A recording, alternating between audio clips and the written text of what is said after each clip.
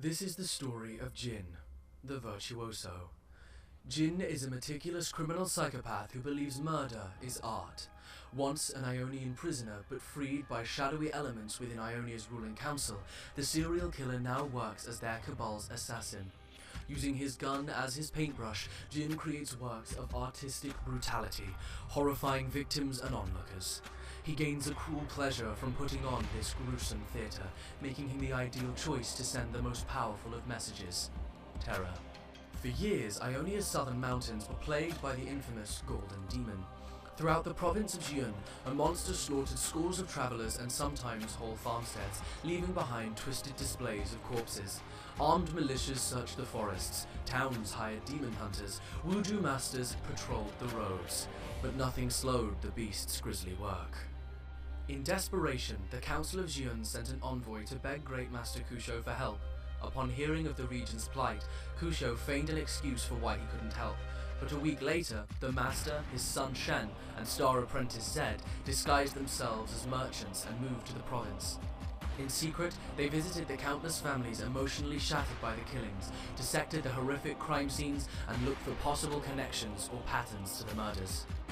Their investigation took 4 long years and left the 3 men changed. The famous red mane of Kusho turned white, Shen, known for his wit and humor, became somber, and Zed, the brightest star of Kusho's temple, began to struggle with his studies. Upon finally finding a pattern to the killings, the Great Master is quoted as saying, "Good and evil are not truths. They are born from men, and each sees the shade differently." Depicted in a variety of plays and epic poems, the capture of the Golden Demon would be the 7th and final great feat in the illustrious career of Lord Kusho.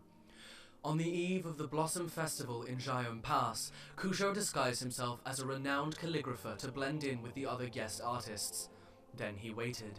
Everyone had assumed only an evil spirit could commit these horrifying crimes, but Kusho had realized the killer was an ordinary man. The famed Golden Demon was actually a mere stagehand in Jhin's traveling theaters and opera houses, working under the name Kada Jhin.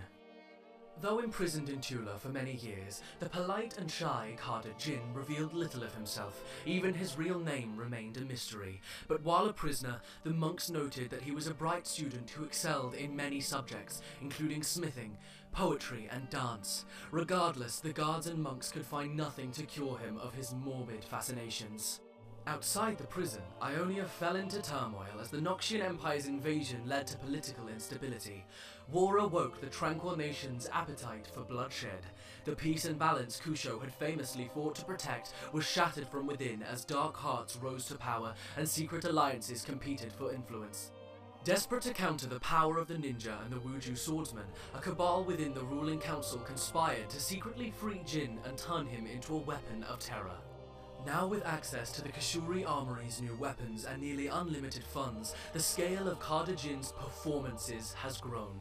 His work has brought fear to many foreign dignitaries and to Ionia's secret political underground. But how long will a serial killer craving attention be satisfied working in the shadows? In carnage, I bloom like a flower in the dawn.